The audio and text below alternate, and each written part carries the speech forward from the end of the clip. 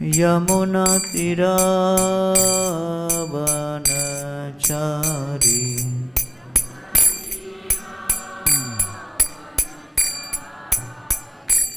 यमुनातीरावनचारी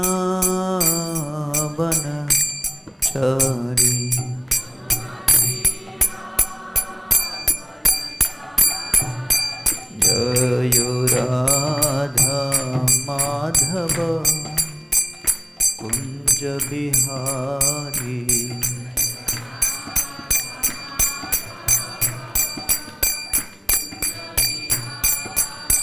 जय राधा माधव कुंज बिहारी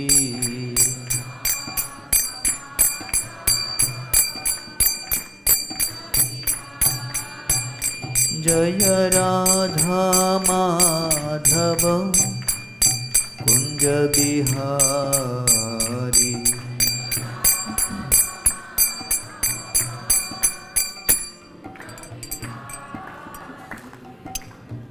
जय ओम विष्णुपाद परमहंस परिव्राजकाचार्य स्तोत्रक से श्रीमद् डिवाइन ग्रेस श्रील अभय चरणारविंद भक्ति वेदांत गोस्वामी महाराज श्रील प्रभुपाद की इस्कॉन विविध संस्थापक आचार्य श्रील प्रभुपाद की जय ओम विष्णुपाद परमहंस परिव्राजकाचार्य स्तोत्रक से श्रीमद् डिवाइन ग्रेस श्रील भक्ति सिद्धांत सरस्वती ठाकुर प्रभुपाद की अनंत कोटि वैष्णव वृंद की नामाचार्य श्रील हरिदास ठाकुर की प्रेम से कहो श्री कृष्ण चैतन्य प्रभु नित्यानंद श्री अद्वैत गदाधर श्रीवासदि गौर भक्त वृंद की श्री श्री राधा कृष्ण गोप गोपीनाथ श्याम कुंड राधा कुंड श्री गिरि गोवर्धन की ब्रजभूमि श्री वृंदावन धाम की पुरुषोत्तम क्षेत्र श्री जगन्नाथपुरी धाम की नवद्वीप मायापुर धाम की गंगा माई की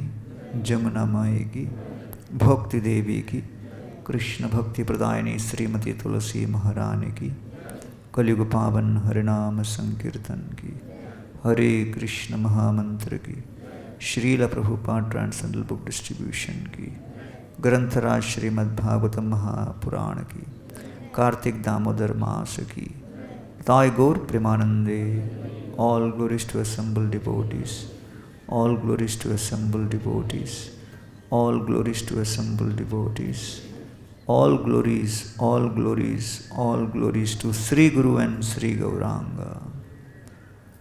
Om Namo Bhagavate Vasudevaya. Om Namo Bhagavate Vasudevaya. Om Namo Bhagavate Vasudevaya. Om Ajnanatimmirandhasya Jnananjana Shalakaya Chakshur Unmilitam Yena Tasmai Shri Gurave Namaha. Nama Om Vishnupadaya Krishna Presthaya Bhutale Shrimate Bhaktivedanta Swaminiti Namine Namaste Saraswati Deve Gauravani Pracharine Nirvishesh Shunyavadi Paschatya Deshatarine. जय श्री कृष्ण चैतन्य प्रभु नित्यानंद श्री अद्वैत गदाधर शिवासदि गौर भक्त वृंद हरे कृष्णा कृष्णा कृष्णा हरे हरे हरे राम राम राम हरे हरे। ग्रंथराज श्रीमद्भागवतम स्कंद 9 अध्याय 10 भगवान श्री रामचंद्र की लीलाएं श्लोक क्रमांक 28।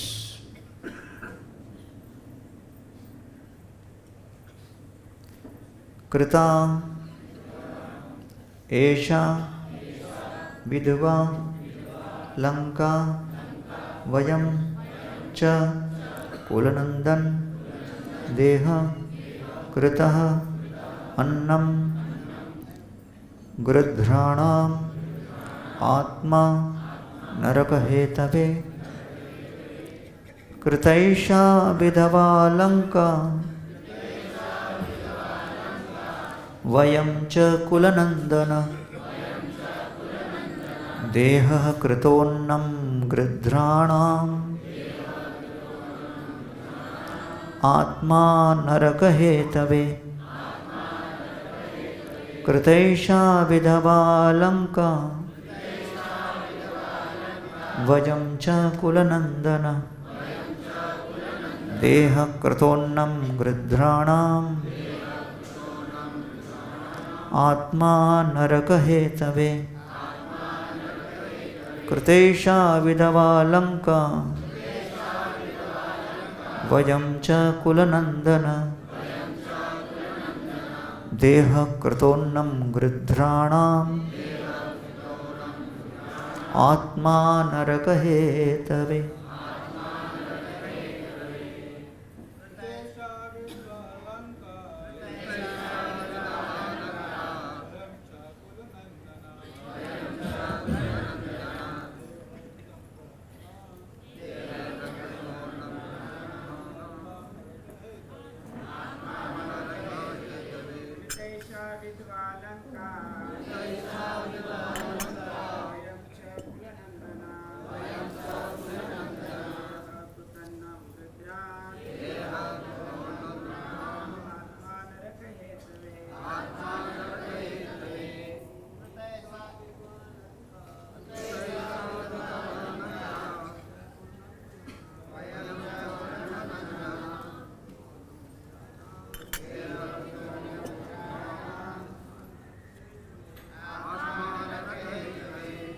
माता जी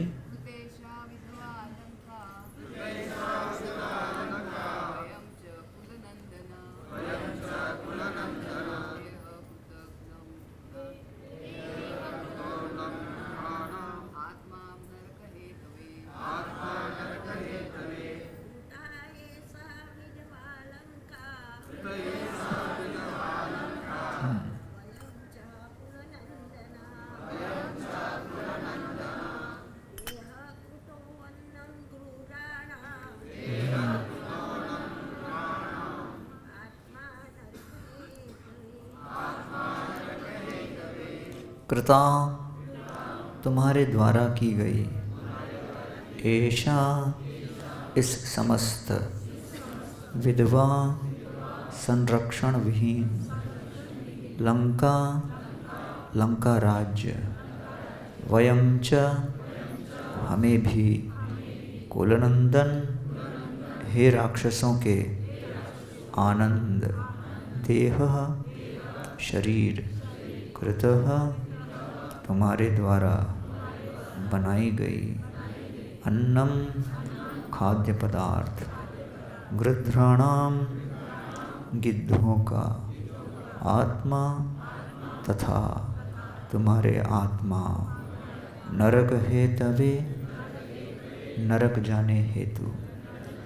अनुवाद और तात्पर्य कृष्ण कृपा मूर्ति श्रील अभय चरणारविंद भक्ति वेदांत स्वामी प्रभुपाद के द्वारा।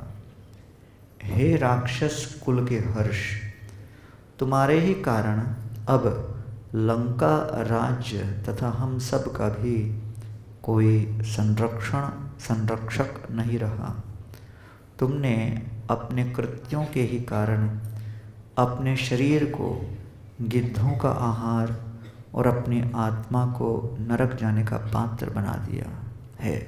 तात्पर्य, जो भी रावण के मार्ग पर चलता है उसकी भर्त्सना दो प्रकार से की जाती है। उसका शरीर कुत्तों तथा गिद्धों के खाने योग्य बन जाता है तथा उसकी आत्मा नरक में जाती है, जैसा कि स्वयं भगवान ने श्रीमद् भगवद गीता 16वें अध्याय में कहा है, तानहं द्विषत क्रूरान् संसारेषु नराधमान् क्षिपामि अजस्रम् अशुभान् आसुरीष्वेव योनिषु। जो लोग ईर्ष्यालु तथा दुर्जन हैं, जो मनुष्यों में सबसे अधम हैं, उन्हें मैं भव सागर में विविध राक्षस योनियों में डालता हूँ। इस प्रकार रावण, हिरण्यकशिपु, कंस तथा दंतवक्र जैसे नास्तिकों की गति नारकीय जीवन में है। रावण की पत्नी मंदोदरी सती होने के कारण सब कुछ जानती थी। यद्यपि वह अपने पति की मृत्यु पर विलाप कर रही थी, किंतु वह जानती थी कि उसके शरीर और आत्मा का क्या होगा। क्योंकि भले ही हमें अपनी भौतिक आँखों से यह न दिखे, किंतु ज्ञान की आँखों से देखा जा सकता है। पश्यन्ति ज्ञान चक्षुषा। वैदिक इतिहास में ऐसे कितने ही उदाहरण हैं जिनमें मनुष्य ईश्वर विहीन हो जाता है और उसे प्रकृति के नियमों द्वारा निंदित होना पड़ता है। जय श्री प्रभुपाद की।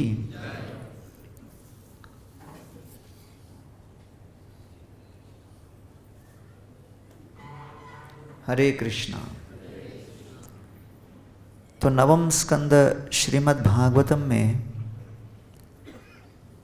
श्री रामायण का वर्णन करते हुए यहाँ पर मंडोदरी और रावण की पत्नियाँ रावण और अन्य राक्षसों के श्री रामचंद्र जी और वानर सेना के विध्वंस के पश्चात विलाप कर रही हैं, आर्तनाद कर रही हैं, पश्चाताप कर रही हैं। रावण जब मारीच को कहता है कि जाकर सीता का अपहरण करो, तभी मारीच ने उसको चेतावनी दी थी, प्रोसीद लंकेश्वर राक्षसेन्द्र लंकाम प्रयच्छ भव साधु गच्छ। हे राक्षसों के नरेश, आप अपनी लंका में स्वस्थ सुखी अपने 10 सरों को कायम रख के जाइए। लंकाम प्रयच्छ, लंका में जाइए। भव साधु गच्छ, आप स्वस्थ बने रहिए। कैसे? त्वम स्वेषु दारेषु रमस्व नित्यम, आप अपनी पत्नियों के साथ संतुष्ट रहिए। राम स भार्याम रमताम वनेषु, और श्री रामचंद्र जी को अपनी पत्नी के साथ प्रसन्न रहने का अवसर दीजिए। अगर आप श्री रामचंद्र जी के साथ युद्ध करने का प्रयास करेंगे, उनको ललकारेंगे, तो जो गति मेरी हुई थी वैसी आपकी होगी। फिर मारीच ने कहा कि जब रामचंद्र जी 12 वर्ष के थे, विश्वामित्र मुनि के साथ भ्रमण कर रहे थे, तब ताटका का वध करने के पश्चात उन्होंने जो बाण चलाया, उस बाण के प्रभाव से मारीच 800 मील दूर जाके गिरे। और मारीच कहते हैं रावण को, अभी भी मुझे वो चुभता है, यहाँ पर अभी भी उस बात का स्मरण है।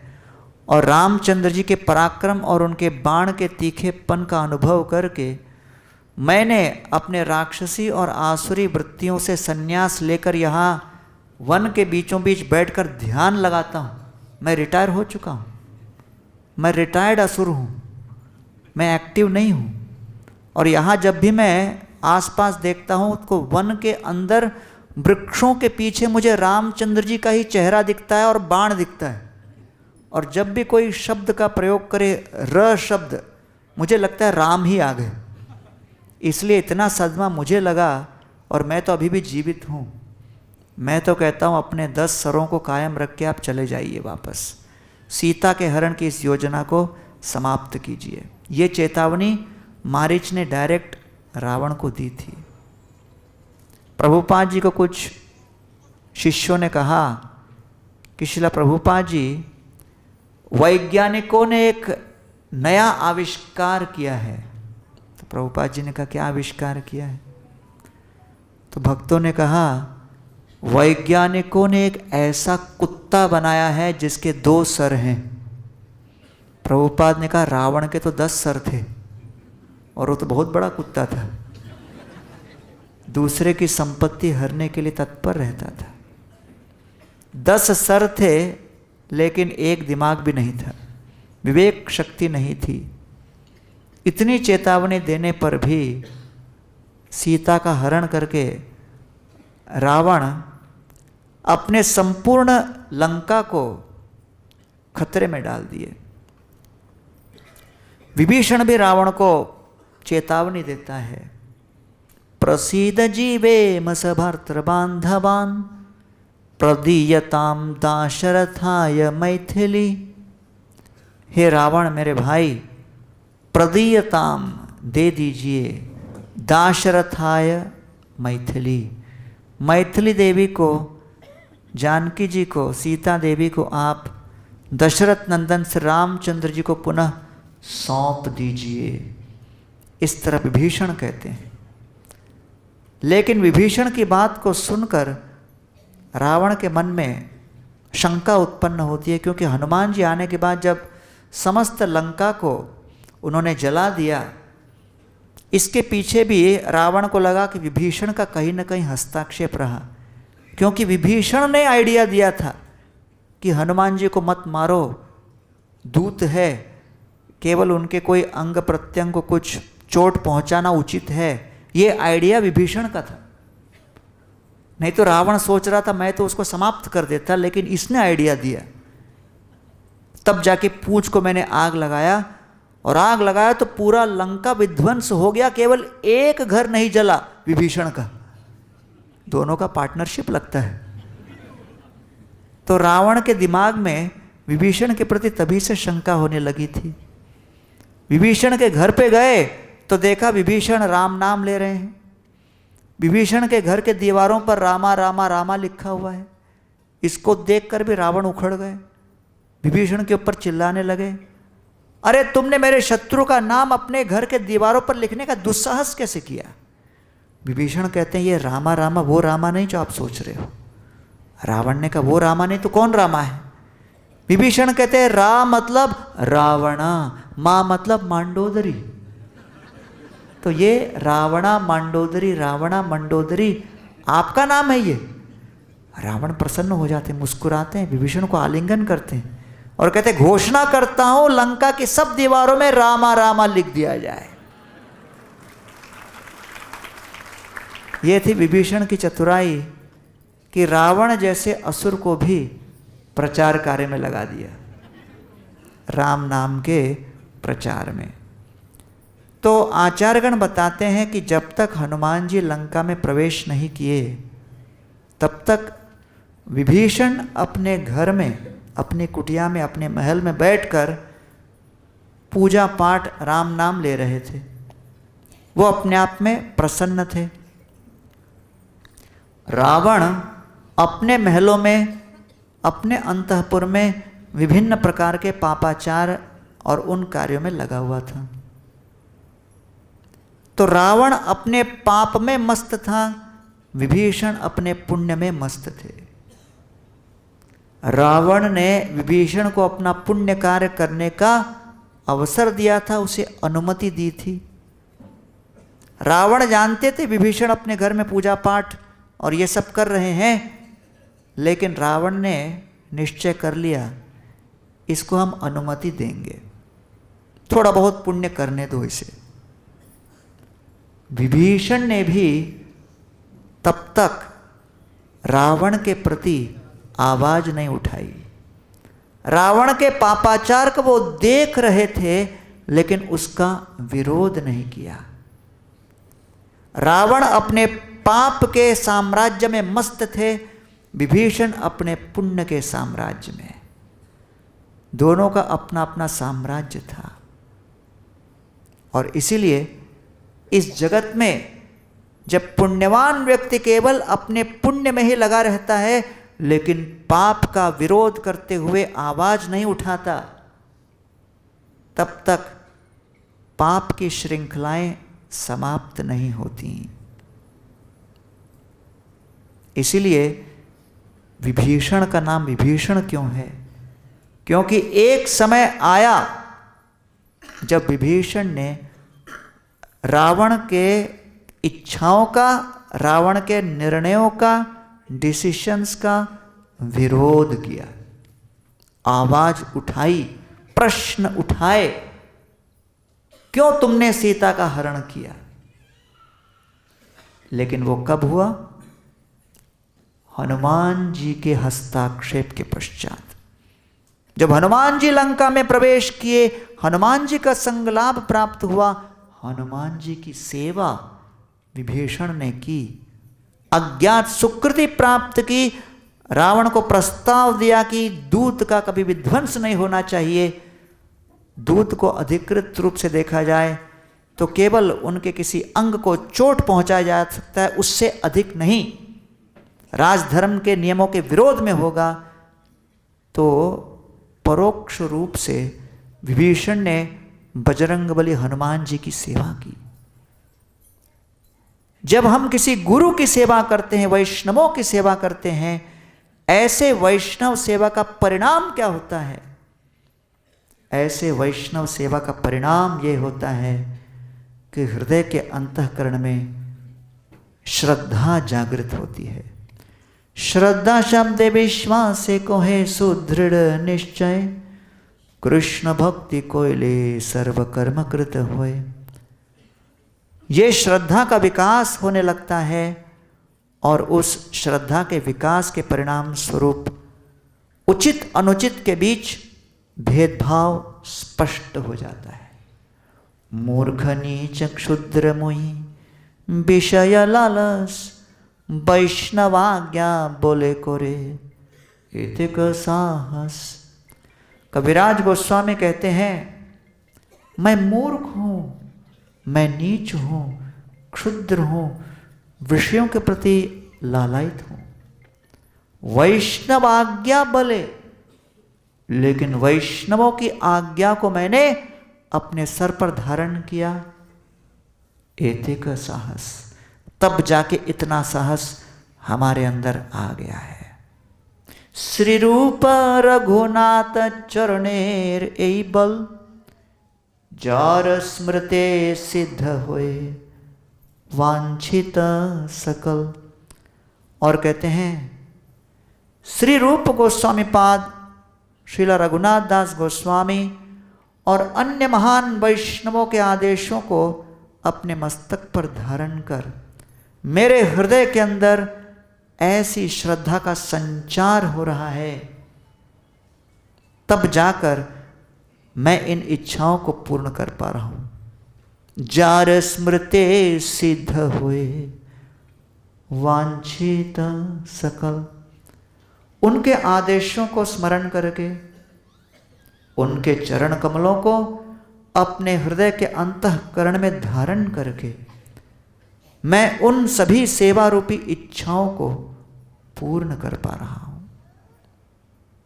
देखिए, भौतिक जगत में हम कोई भी भौतिक कार्य में सिद्धि अपने पूर्व जन्म के कर्मों के अनुसार और कुछ निपुणताओं के अनुसार प्राप्त करते हैं। Success is based on skill in material life and past Karma. लेकिन आध्यात्मिक गतिविधियों में, वैष्णव समुदाय में जब हम वैष्णवों की सेवा रूपी संपत्ति को अर्जित करने का प्रयास करते हैं, तो सर्वप्रथम ये सेवा करने का अवसर ही बहुत दुर्लभ है। कई कई जन्मों के पुण्यों के संचय के पश्चात और वैष्णवों के प्रसन्न होने के बाद ही वैष्णव संग प्राप्त होता है। दुर्लभो मानवो देहो देहिनाम क्षणभंगुर, तत्रापि दुर्लभम मन्ये वैकुंठ प्रिय दर्शनम।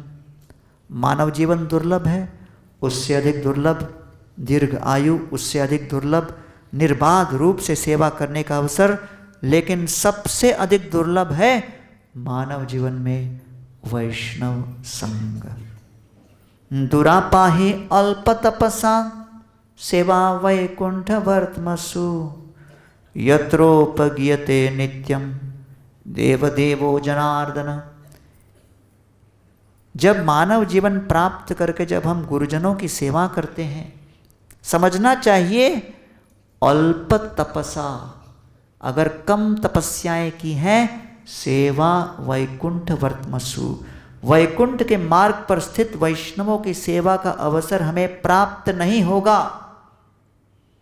अगर कार्तिक के मास में इतने भक्त लोग श्री वृंदावन धाम में बैठकर तल्लीनता से भागवत का श्रवण कर रहे हैं, भजन कीर्तन कर रहे हैं, मंगलारती और धाम की परिक्रमा हम सब कर रहे हैं, तो ये सुनिश्चित है कि हम सभी को पूर्व जन्म के वैष्णवों की सेवा का और गुरुजनों के आशीर्वाद का लाभ मिला है, तभी ये संभव हो पाया है।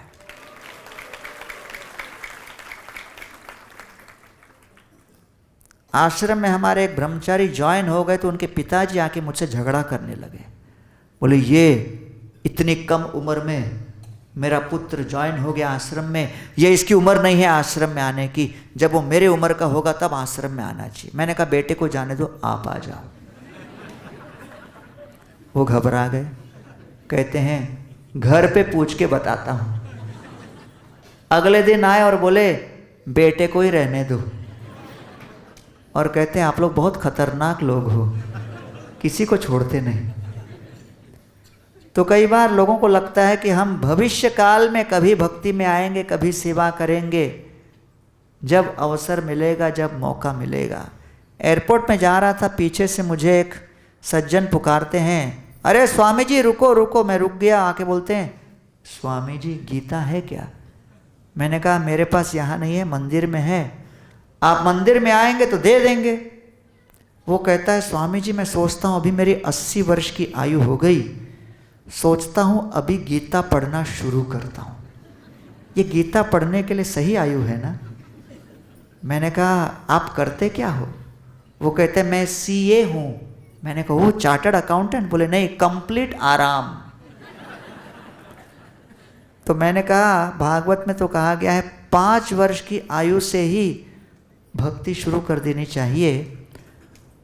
और विश्व भर में कई लोगों ने इस बात को नोट किया है कि धार्मिक क्षेत्र में सत्संग करने के लिए सामान्यतया वृद्ध लोग जाते हैं भक्ति करते हुए, लेकिन इस्कॉन की विशेषता ये है कि इस्कॉन के मंदिरों में और सत्संग में हर वर्ग का व्यक्ति आता है, और विशेष रूप से युवा पीढ़ी आकर कथा श्रवण करते हैं। तो इसलिए युवा जब दूसरे मंदिरों में जाते हैं तो माता पिता प्रसन्न हो जाते हैं। शिव जी के मंदिर में गए, बहुत अच्छा, गणपति के मंदिर में गए, बहुत बढ़िया, माथा टेक के आओ, पूजा पाठ करना अच्छा है, पुण्यों का संचय होगा। लेकिन जब बेटा बोलता है अब मैं इस्कॉन मंदिर जा रहा हूँ, माता पिता कुछ घबरा जाते हैं। क्यों? क्योंकि इस्कॉन मंदिर में क्या होता है, यत गत्वा न निवर्तन्ते, वहाँ जाकर व्यक्ति बदल के लौटता है कि नहीं? हम इतने मंदिर में गए, शांतिपूर्वक दर्शन करके निकले, किसी ने रोका नहीं, किसी ने टोका नहीं, किसी ने कुछ कहा नहीं, अपनी जीवन भी वैसी ही चलती रही। न पाप का जीवन समाप्त हुआ, न पुण्यों के संचय के विषय में कोई ज्ञान प्राप्त हुआ, चलते चले गए। अधिकांश स्थानों में ऐसे ही होता है। लेकिन वो सत्संग है जो अपने परिवर्तन का कारण बनता है। एक व्यक्ति मुझे कह रहे थे कि भाई आपके मंदिर में सबसे अच्छे मुझे आपके भगवान लगते हैं, राधा श्याम सुंदर, राधा गोपीनाथ। मैंने कहा क्यों भाई? वो कुछ बोलते ही नहीं, हमेशा मुस्कुराते रहते। आप भक्त लोग आके टोकते रहते हो, ये क्यों नहीं किया, वो क्यों नहीं किया। तो वास्तव में जब तक वैष्णवों का हस्तक्षेप नहीं होगा, जीवन की दिशा बदलेगी नहीं, पापों का संचय समाप्त नहीं होगा, और हम पुण्य के मार्ग पर चलना आरंभ नहीं करेंगे। एक नौजवान अपने मंदिर में आया और आकर कहता, उस समय मैं पुजारी का सेवा कर रहा था, कहता ये भगवान को भोग लगाओ। मैंने बैग के अंदर देखा, बॉक्सिंग का ग्लव्स था। मैंने कहा अरे पागल हो गए क्या, बॉक्सिंग का ग्लव्स भगवान को भोग लगाएंगे? वो कहता है मैंने आप लोगों का गीता कोर्स अटेंड किया, उसमें बताया गया जो कुछ नया लो भगवान को भोग लगाओ। मैं बॉक्सर हूँ, नया नया ग्लव्स लाया हूँ, श्रद्धा पूर्वक भगवान को भोग लगाना चाहता हूँ, तुम बीच में क्यों टोक रहे हो, लगाओ चुपचाप। तो मैंने भोग लगाया और लगाते समय गोपीनाथ से प्रार्थना कर रहा था, पता नहीं क्या बोलूँ मैं, लेकिन जो भी करना है करो इसके साथ। फिर वो ग्लव्स ला के उस नौजवान को लौटाया और कहा कि अब भोग लग गया, आप क्या करोगे बताओ। वो कहता ये बॉक्सिंग ग्लव से जिसको मारूंगा उसको गोपीनाथ का महाप्रसाद मिलेगा।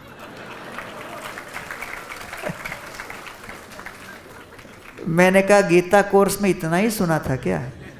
ये नहीं सुना कि मानव जीवन का लक्ष्य क्या है? मानव जीवन का लक्ष्य है कि हम अपने इस जीवन को अपना अंतिम जीवन बनाए और जीवन के पश्चात अगला जीवन कृष्ण रस संसार करो छाड़ी अनाचार, कृष्ण के परिवार को अपना संसार बनाकर पाप का जीवन समाप्त करो। यही बात लंका में विभीषण रावण को सुनाने का प्रयास कर रहे हैं, लेकिन रावण इस बात को सुनने के लिए तैयार नहीं। लेकिन विभीषण के अंदर रावण के प्रति ध्वनि उठाकर उसके निर्णयों के ऊपर प्रश्न उठाने का दम कहां से आया, बल कहां से आया? हनुमान जी के हस्ताक्षर के बाद। जब हनुमान जी प्रकट हुए और संग प्राप्त हुआ और हनुमान जी के पराक्रमों को जब विभीषण ने देखा, तब विभीषण ने भी सोचा इनफ इज इनफ, अब मुझे भी अपना प्रयास करना है रावण को बदलने का। और इसे कहते हैं प्रचार। प्रचार में व्यक्ति ये नहीं देखते कि आगे का व्यक्ति सुनने के लिए तैयार है अथवा नहीं, लेकिन अवश्य सुनाने का हम प्रयास करेंगे। ये बीड़ा उठा लेते हैं कि चाहे व्यक्ति श्रवण करने के मूड में हो न हो, यथाशक्ति यथासंभव हम इनको ज्ञान देने का प्रयास करेंगे। और यही प्रचार का मूल सार है।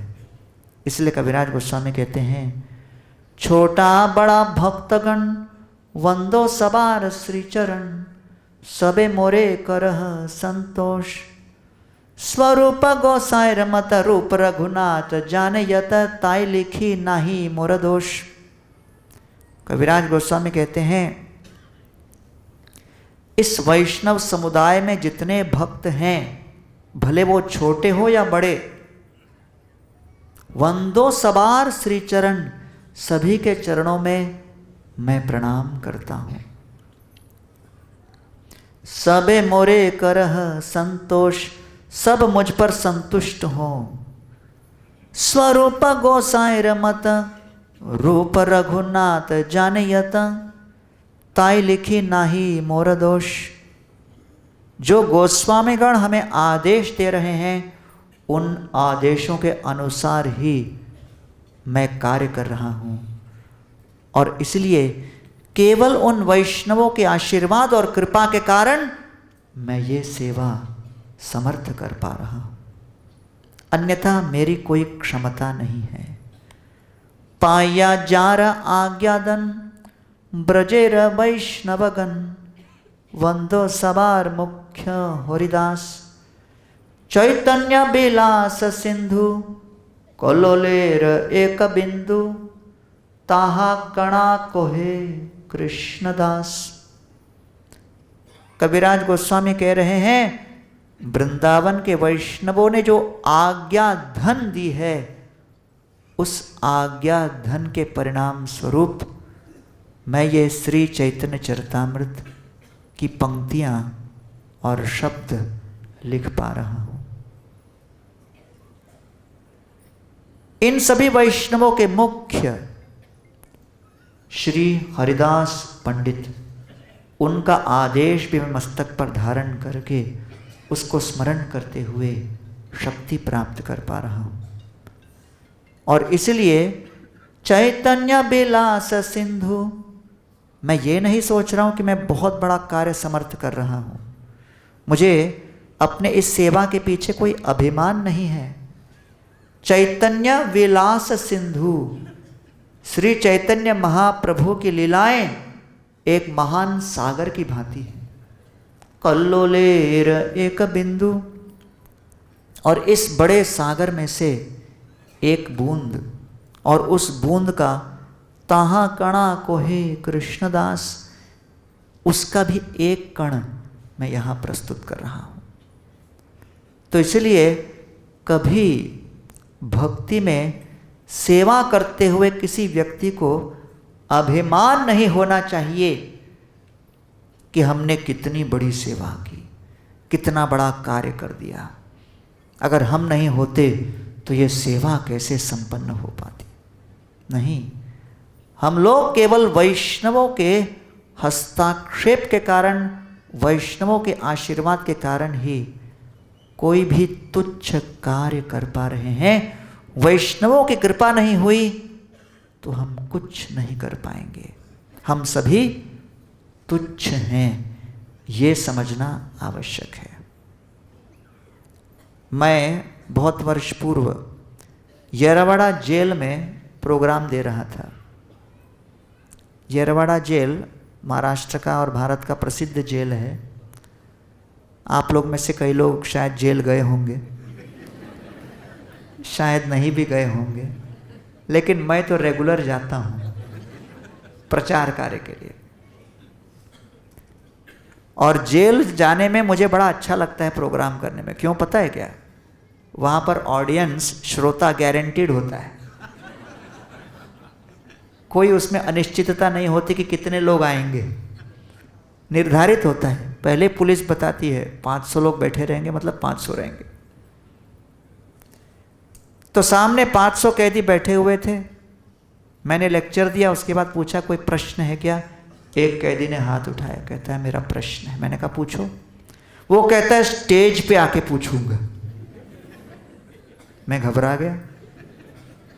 मैंने पूछा कमिश्नर साहब को, कौन है ये स्टेज पे आके पूछना चाहता है कैदी? कमिश्नर साहब ने कान में मेरे कहा 12 मर्डर किया उसने। मैं घबरा गया। मैंने कमिश्नर साहब को कहा मैं 13वां होने वाला हूँ क्या? उन्होंने कहा चिंता मत करो, पुलिस प्रोटेक्शन है आपको, आने दो उसको। वो स्टेज पे आके प्रश्न पूछता है, बिल्कुल तत्व ज्ञान, फिलोसफिकल क्वेश्चन। सुन के सारे कैदी तालियां बजाने लगे कि अपने बीच भी पंडित बैठा हुआ है।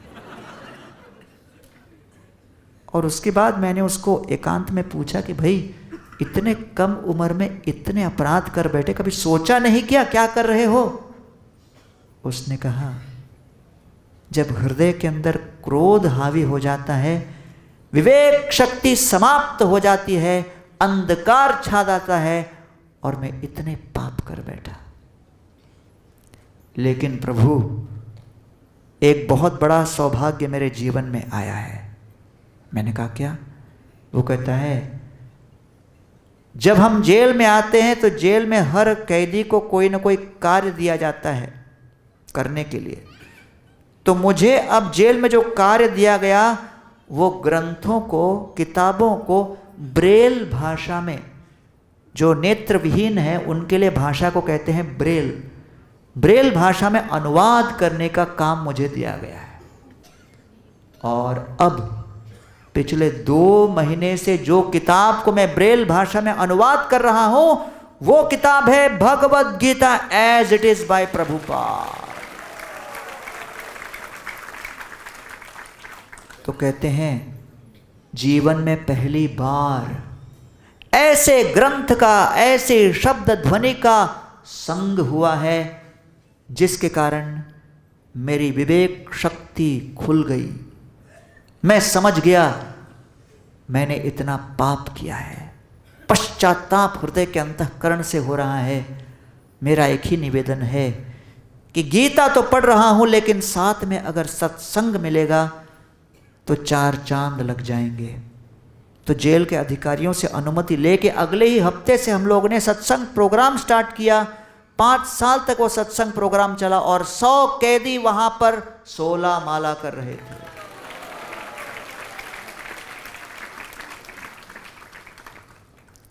तो कभी कभी हम लोग अपने छोटे छोटे समस्याओं को लेके परेशान रहते हैं।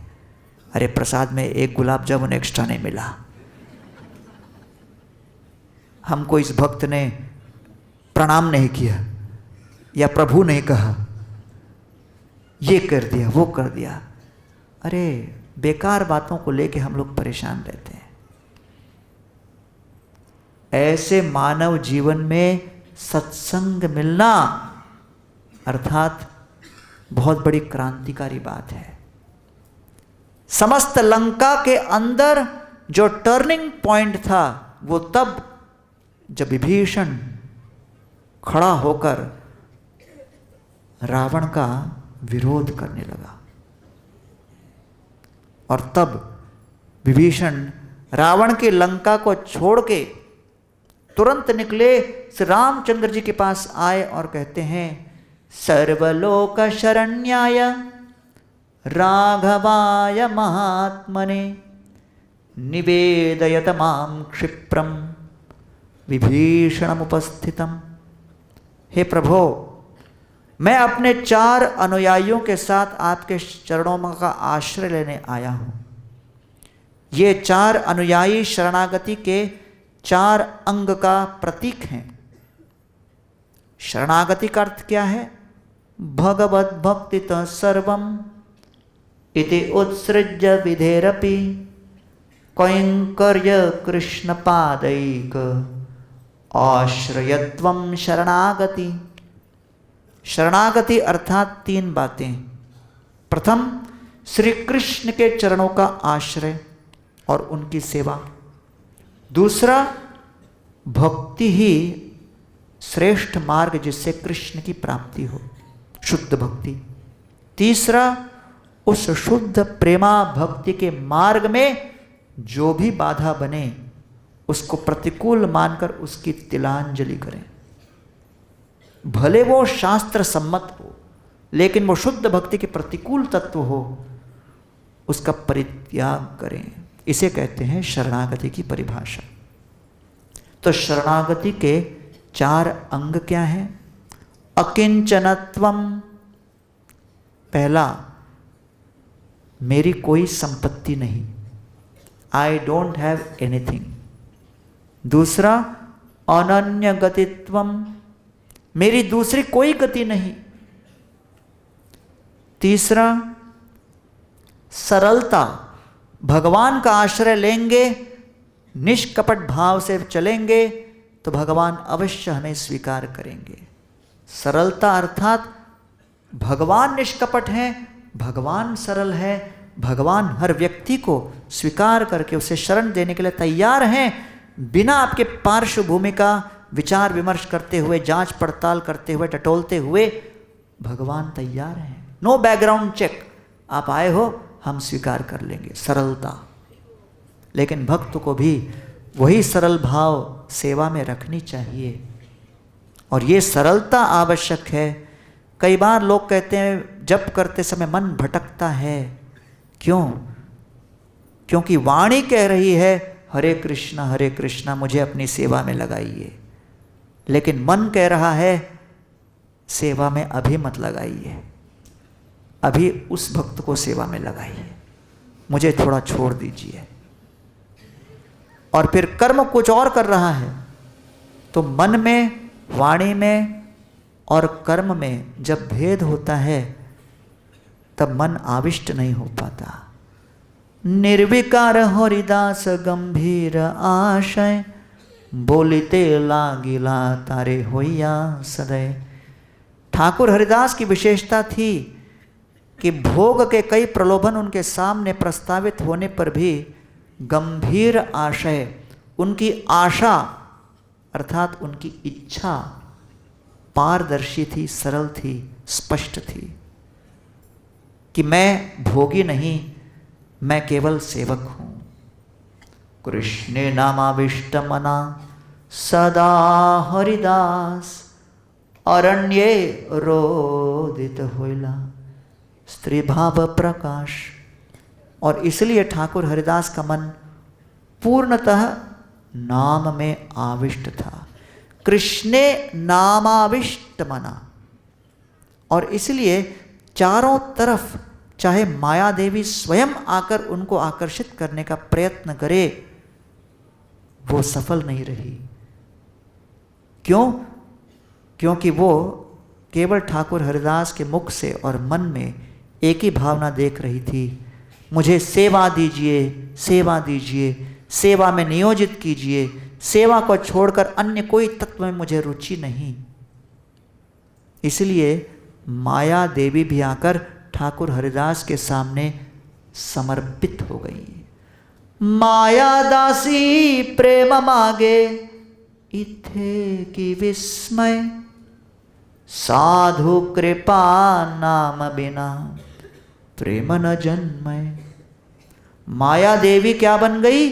दासी। और ठाकुर हरिदास के सामने आकर प्रेम मांगे, प्रेम की भिक्षा याचना करने लगी।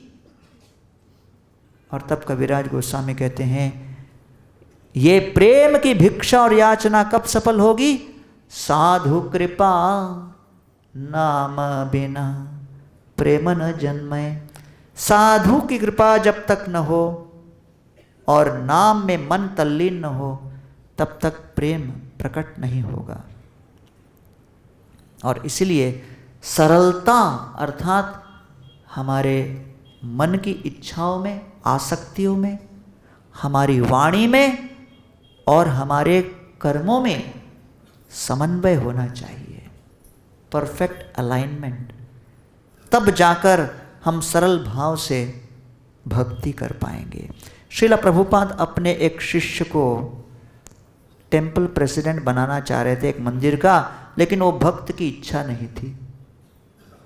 तो उस भक्त ने सोचा कि प्रभुपाद के सामने आने पर बोलती बंद हो जाती है, एडवांस में मैं एक छोटे से पन्ने पर, पेपर पर बहुत सारे पॉइंट लिख दूंगा कि मैं प्रेसिडेंट बनने के योग्य क्यों नहीं हूं, जिससे कि जब प्रभुपाद प्रस्ताव देंगे मैं उनके पॉइंट बाय पॉइंट हर बात को काट सकता हूं। ऐसी योजना बना के पेपर ऊपर लेके पहुंच गया। प्रभुपाद को प्रणाम करके कहता है, प्रभुपाद जी आपने बुलाया, कोई सेवा? तो उसको लगा अभी प्रभुपाद बोलेंगे प्रेसिडेंट बनो। प्रभुपाद ने कहा संन्यास ले लो। उसको लगा ठीक से नहीं सुना। प्रभुपाद जी आपने क्या फरमाया? प्रभुपाद जी ने कहा मैंने कहा तुम संन्यास ले लो। उसका तो हार्ट अटैक हो गया। बोले प्रभुपाद जी मैं संन्यास कैसे ले सकता हूं, अभी अभी तो मेरा विवाह हुआ है।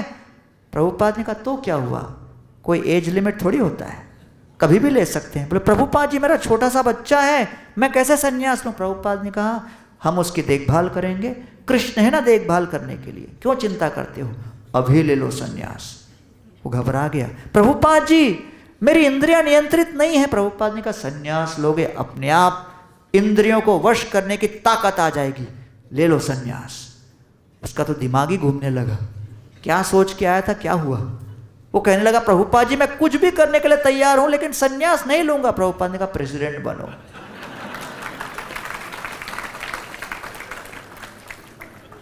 तो एक भक्त बहुत समय तक वृंदावन में बैठे हुए थे। प्रभुपाद ने कहा इतने समय से देख रहा हूं वृंदावन में हो, प्रचार करने कब जाओगे?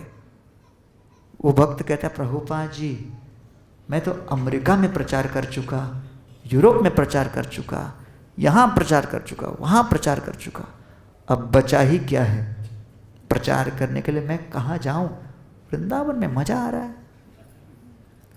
प्रभुपाद ने कहा वृंदावन तुम्हारे मजा के लिए नहीं है, सेवा के लिए है। तो उसने कहा कहाँ जाऊँ प्रचार करने? प्रभुपाद ने कहा श्रीलंका में जाओ। वो भक्त मुंह बनाकर प्रभुपाद को कहता है श्रीलंका बहुत छोटा देश है प्रभुपाद। प्रभुपाद ने कहा ठीक है फिर पाकिस्तान जाओ। वो घबरा गया, बोलता है श्रीलंका ही ठीक है। और श्रीलंका जब गए तो वहाँ पर उनको एक ऐसा चुनौती सामना करने का अवसर मिला जो कि एक नास्तिकवादी व्यक्ति उनके सामने आए और प्रभुपाद की शिक्षाओं के आधार पर उन्होंने उनको पराजित किया। और श्रीला प्रभुपाद जी ने उस वार्तालाप को अपने ग्रंथ में भी प्रकाशित किया, लाइफ कम्स फ्रॉम लाइफ में। तो कभी कभी लगता है हम ये कैसे करेंगे, कैसे नहीं करेंगे, लेकिन जब सेवा मिलती है सरल भाव से, जब हम उस सेवा को करने लगते हैं अपने आप उस सेवा में बाधाएं निकलने लगती हैं। इसलिए शरणागति का तीसरा लक्षण है सरलता और चौथा शक्ति। शक्ति का अर्थ क्या है? भगवान शक्तिशाली हैं, सर्वशक्तिशाली भगवान। किसी के सामने उनको अनुमति लेने की आवश्यकता नहीं। भगवान सर्वशक्तिशाली और शक्तिशाली होते हुए सबको आश्रय दे सकते हैं। इसलिए विभीषण कहते हैं निवेदयत माम क्षिप्रम विभीषणम उपस्थितम। विभीषण आपके समक्ष उपस्थित हुआ है, शीघ्र आश्रय दीजिए प्रभु, मैं आपका आश्रय लेने आया हूँ। और इसलिए जब हम वैष्णवों का आश्रय लेते हैं तब वैष्णवों के आश्रय के माध्यम से हम भगवान का आश्रय प्राप्त कर पाते हैं। हनुमान जी के संग से विभीषण के अंदर आत्मविश्वास उत्पन्न हुआ, शरणागति को पूर्ण करने का अवसर प्राप्त हुआ। वैसे ही नलकुवर और मणिग्रीव को अभिश्राप प्राप्त हुआ। दो अर्जुन वृक्ष के रूप में, यहाँ यमलार्जुन वृक्ष के रूप में यहाँ खड़े थे, लेकिन जब राधा दामोदर जी अर्थात दामोदर भगवान उखल को खींचते हुए जब गए तो कहा गया है, ऋषेर भगवत मुख्यस्य सत्यम कर्तुम वचो हरि जगाम शनकैस्तत्रै यत्रास्ताम यमलार्जुनौ। तब दामोदर भगवान ने विचार किया कि मेरे भक्त नारद मुनि ने कहा है कि इनका भविष्य में उद्धार मैं करूंगा।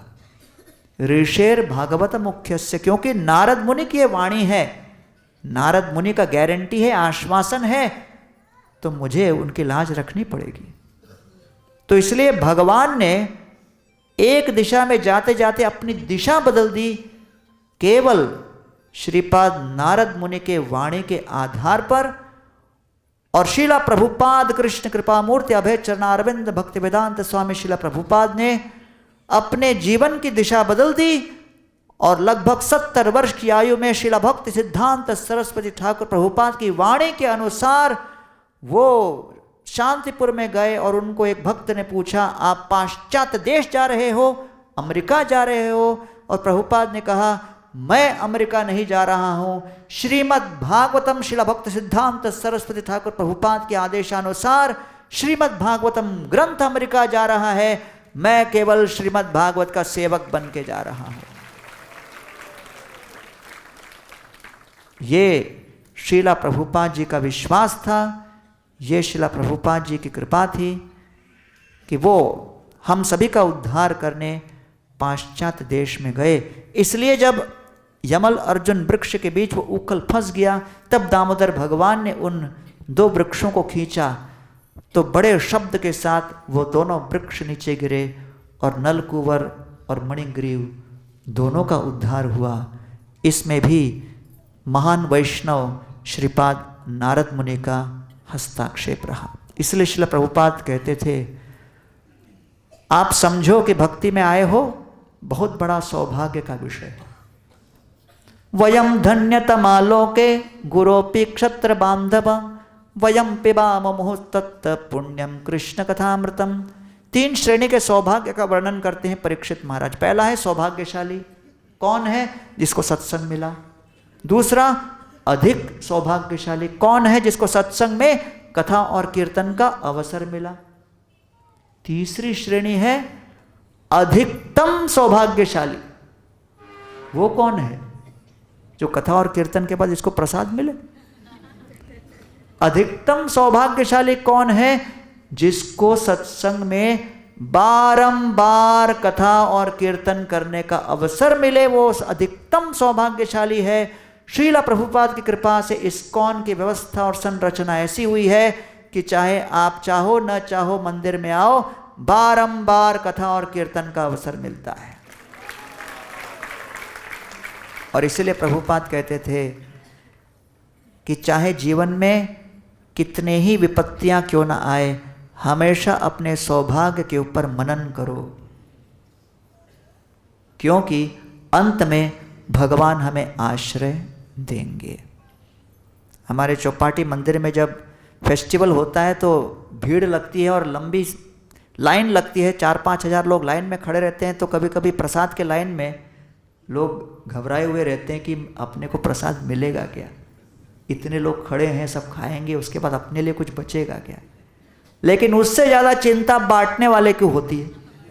बांटने वाला सोचता है सबको खिलाने के बाद मुझे मिलेगा, कोई भरोसा नहीं मिलेगा कि नहीं मिलेगा, वो घबरा कर कम मात्रा में बांटने लगता है। लोग आके कंप्लेन करते हैं, अरे भाई प्रसाद बांटने वाले को समझाओ, सब्जी चटनी की तरह दे रहा है। तो उसके असुरक्षा को दूर करने के लिए क्या करते हैं, उसके लिए पहले ही प्लेट बना के नीचे रख देते हैं। बांटने वाला बांटते बांटते कभी शंका हो तो अपना प्लेट देख लेता है और कहता है सेवा करता रहूंगा तो भविष्य उज्जवल है। उसको मन में पूरी आत्मविश्वास आ जाती है, उसके बाद डबल डबल देने लगता है। लोग कहते हैं अपने लिए भी बचा लो भाई, और कहते हैं अरे वैष्णव सेवा ही तो धर्म है। इतना आत्मविश्वास कहां से आया? जब भविष्य सुरक्षित लगता हो तब चाहे कितनी भी बाधाएं आ जाएं, हम उन बाधाओं के ऊपर विजय प्राप्त कर सकते हैं। इसलिए यहाँ नवम स्कंद श्रीमद् भागवत में रावण की पत्नियां विलाप कर रही हैं, पश्चाताप कर रही हैं, क्योंकि रावण को उचित बोध देने वाले मिले तो बहुत, लेकिन उन्होंने उनका लाभ नहीं लिया। लेकिन जब हम ऐसे वैष्णव सत्संग में वैष्णवों की वाणी को ध्यान देकर समझेंगे, सुनेंगे और अपने जीवन को परिवर्तित करने का प्रयास करेंगे, अवश्य हमारी चेतना में सुधार होगा, हमारी आदतों में बदलाव होगा और हमारी गति भी भगवत धाम की होगी। इसमें कोई दो राय नहीं। ये श्रील प्रभुपाद जी की विशेष कृपा कि कार्तिक के महीने में हम सभी श्री वृंदावन धाम में श्री श्री कृष्ण बलराम मंदिर के प्रांगण में बैठकर कथा श्रवण कर रहे हैं। इससे बड़ा सौभाग्यशाली जीव पूरे ब्रह्मांड में कौन हो सकता है? आप सभी आज के प्रातःकालीन सत्र में आए श्रवण करने, और धर्मात्मा प्रभु और बाकी भक्तों ने मुझे कथा करने का कार्तिक मास में अवसर दिया। मैं आप सभी का बहुत आभारी हूँ। बहुत बहुत धन्यवाद। हरे कृष्णा। श्रील प्रभुपाद की